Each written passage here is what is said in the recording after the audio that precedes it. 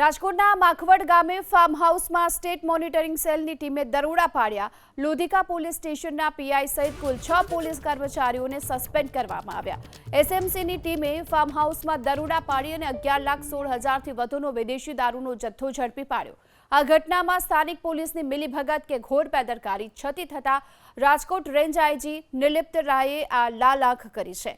લોધિકાના PI SM Parmar, ASI Piyush Ramani, Gopal Dhan, head constable Mavji Dangar, Khotabhai Makwana અને constable પ્રકાશ પરમારને suspend કરવાનો હુકમ કરાયો।